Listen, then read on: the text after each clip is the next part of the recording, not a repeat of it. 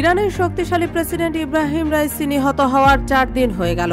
রাইসির জন্মস্থান মাশহাদে জানাজা শেষে আজ চিরনিদ্রায় শায়িত হবেন এই মহান নেতা। তবে তার মৃত্যুকে ঘিরে মধ্যপ্রাচ্য সহ গোটা বিশ্বে ছিটিয়ে থাকা তার সমর্থকদের ঘুম হারাম করেছে এই প্রশ্নে যে এটি নিছকই একটি দুর্ঘটনা নাকি ষড়যন্ত্র।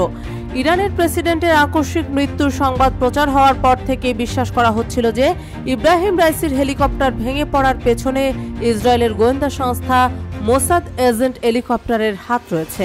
এই সন্দেহের আগুনে রীতিমতো ঘি ঢেলে দিয়েছে ফ্রান্সের টিভি চ্যানেল i24। গণমাধ্যমটি বলছে হেলিকপ্টার বিধ্বস্তের পেছনে মোসাদ এজেন্ট হেলিকপ্টারের হাত রয়েছে। যুক্তরাষ্ট্রের তৈরি বেল 212 হেলিকপ্টারটি আজারবাইজান সীমান্তে আছড়ে পড়ার পর টিভি চ্যানেল i24-এ গুপ্তচর সংস্থার এজেন্টের নাম উল্লেখ করে। ভাইরাল হওয়া টেলিভিশন অনুষ্ঠানে বিশেষজ্ঞ ড্যানিয়েল হাইককে ফরাসি ভাষায় বলতে শোনা যায়, মোসাদের এজেন্ট হেলিকপ্টার ইব্রাহিম রাইসির চপারটির পাইলট ছিল। সঠিকভাবে জানি না, তবে এই খবর রটে গেছে। উল্লেখ্য যে মার্কিন সংস্থার তৈরি হেলিকপ্টার ভেঙে পড়ায় ইব্রাহিম